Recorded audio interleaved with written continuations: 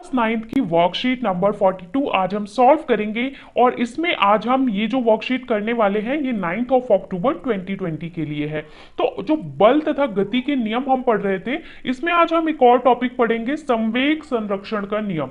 संवेग संरक्षण का नियम बहुत इंपॉर्टेंट है, थोड़ा सा कठिन है, पर अगर आप आसानी से समझेंगे, ध्यान पूर्वक समझेंगे तो आपको सब कुछ समझ में आ जाएगा। तो देखो ज्ञान कैसे पूछ रहे हैं।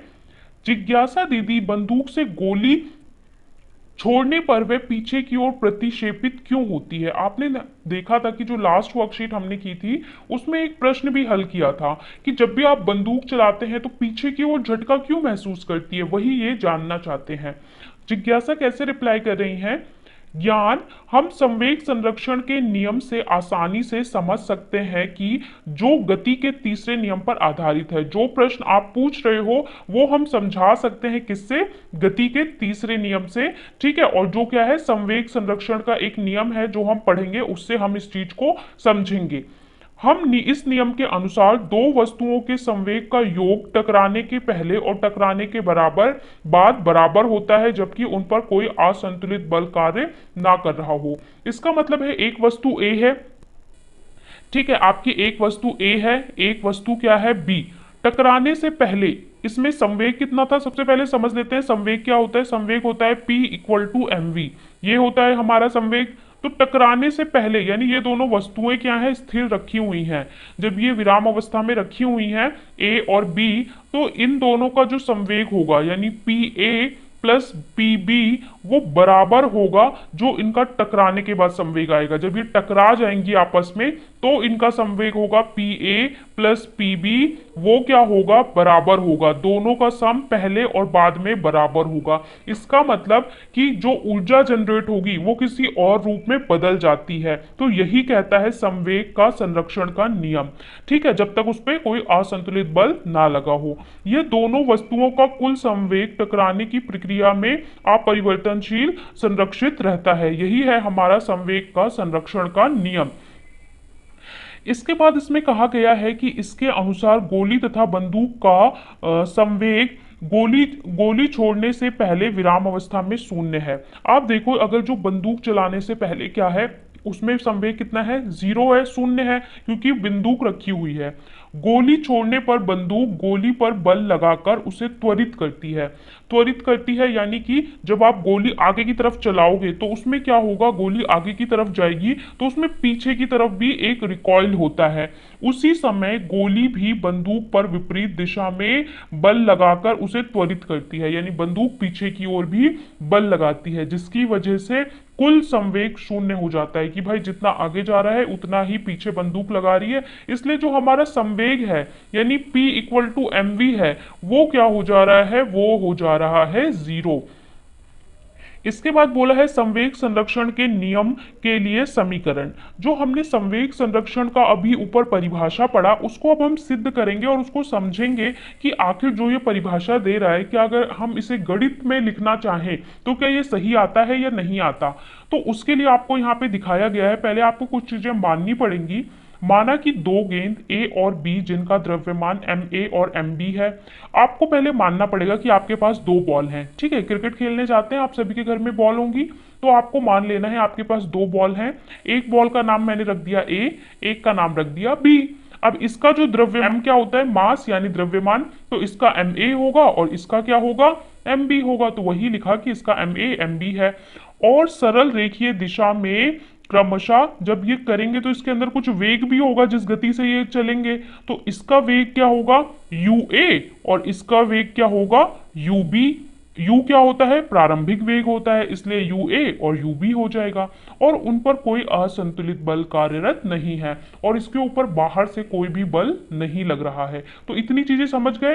पहले हमने मान लिया दो बॉल हैं, दो गेंद हैं, जिसका नाम ए है बी है, दोनों का द्रव्यमान एम ए एम बी है, दोनों का जो भार और वेग है वो यू ए यू बी है।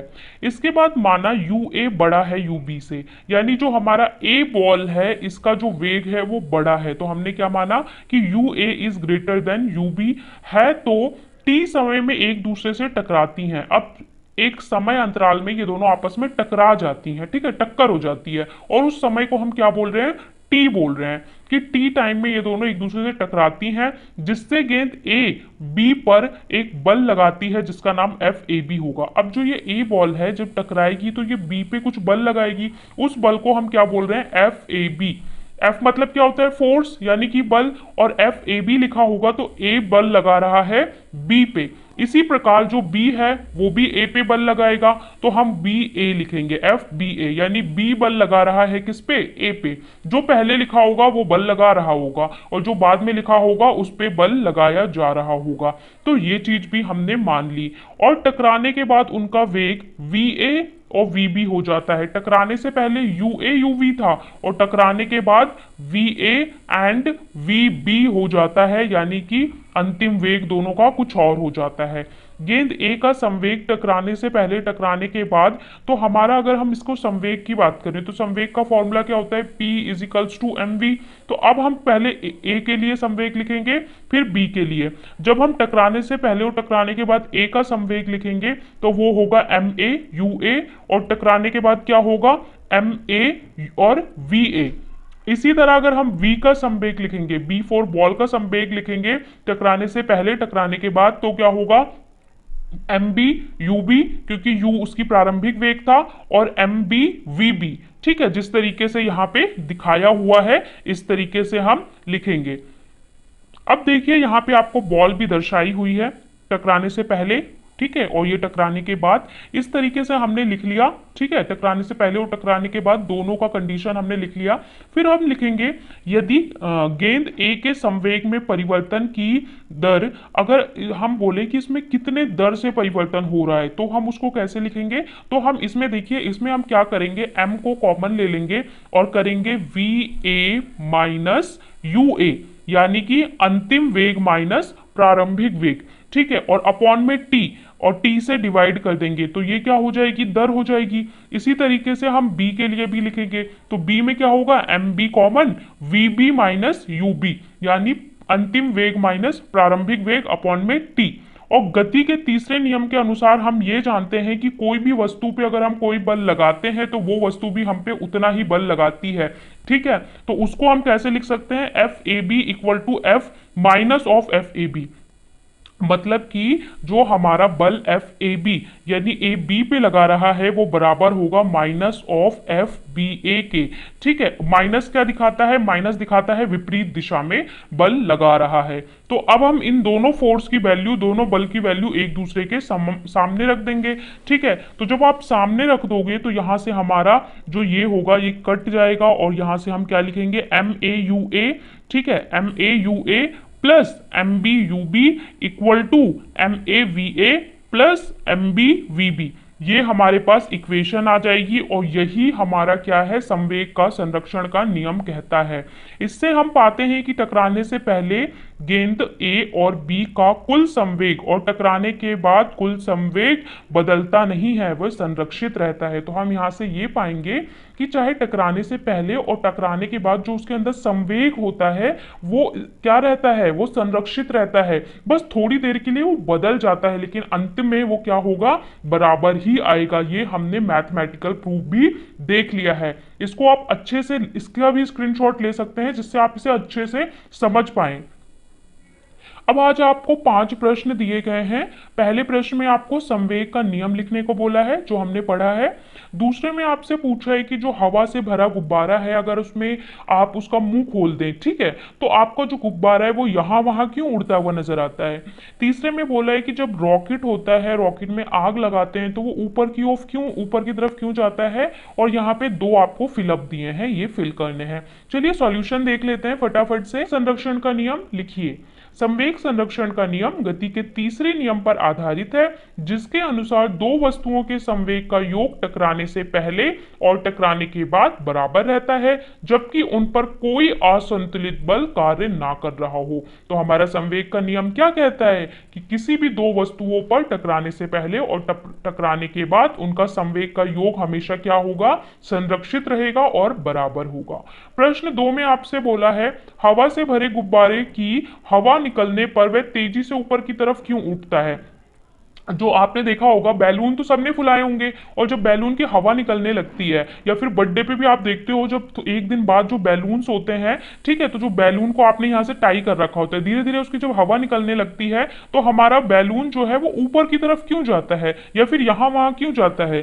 तो उसका उत्तर ये है कि यदि संपीड़ित हवा से भरा एक गुब्बारा उसके मुंह बिना तना हुआ, यानी उसके मुंह से अगर आपने जो धागा है वो हटा दिया है, तो उसके मुंह को नीचे की दिशा में छोड़ा जाता है, तो क्या होता है कि अब वो फोर्स करता है कि जो गुब्बारा है वो नीचे की तरफ जाए, लेकिन गुब्बारा ऊपर की दिशा में चलता है, लेकिन हमारा जो गुब्बारा है वो ऊपर जाता है, क्योंकि गुब्बारे में मौजूद हवा नीचे की दिशा में निकलती है। जो गुब्बारे की हवा निकलेगी वो तो नीचे की तरफ जा रही है, तो उसके मतलब नीचे जाना चाहिए, लेकिन हमारा गुब्बारा ऊपर जाता है।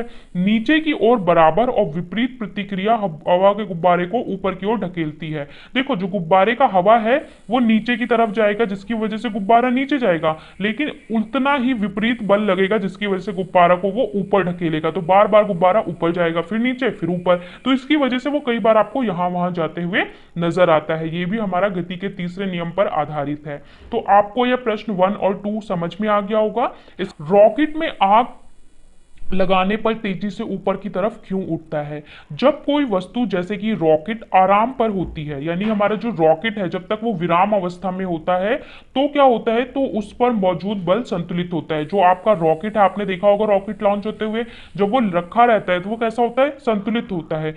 और किसी भी चीज को गति करवाने के लिए पहले उस पर असंतुलित बल लगाना पड़ेगा, तो उसके लिए हम क्या करते हैं, ये बलों को असंतुलित करने और ऑब्जेक्ट को स्थानांतरित करने के लिए एक अतिरिक्त बल लेता है, जैसे कि इंजनों को प्रज्वलित किया जाता है, यानी इंजन में इग्निशन किया जाता है, प्रज्वलित किया जाता है, और उसकी वजह से रॉकेट में जोर बलों को असंतुलित करता है, ठीक है, तो वो रॉकेट को असंतुलित करेगा और रॉकेट ऊपर की ओर यात्रा करना प्रारंभ कर देगा, ठीक है। तो ये आपका आंसर नंबर 3 हो गया है, यहां पे आप जो कर लेना। इसके बाद प्रश्न 4 में बोला गया है दिए गए संवेग संरक्षण के समीकरण को पूर्ण कीजिए। यहां पे आपको एक समीकरण दे रखा है, इक्वेशन दे रखी है, इसे आपको फिल करना है, dash plus M B U B plus M A V A, और यहां पे फिर से डैश है। तो इसमें आपको क्या फिल करना है, पहले वाले डैश में आएगा M B V B plus M B U B equal to M A V A plus M A U A. तो आपका ये आएगा पहले डैश में, और दूसरे डैश में आपका ये आएगा, ठीक है। यानी कि जो हमारा जो ये दोनों बॉल का जो ये कांस्टेंट कितना होगा संरक्षण संवेग के नियम के अनुसार हम लिखेंगे, तो इस तरीके से ये आपका आंसर हो गया, आंसर नंबर 4। चलते हैं नेक्स्ट पे।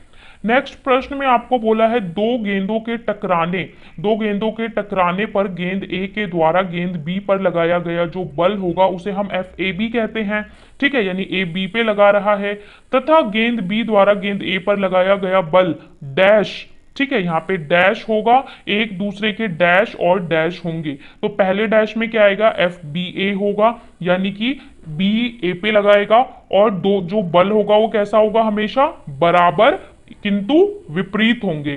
तो ये आपके 3 डैश में यही फिल करना है, पहले में एफ बी ए, दूसरे में बराबर, तीसरे में विपरीत। तो आप इस तरीके से आंसर लिखेंगे। ये आपका आंसर नंबर 5 हो गया।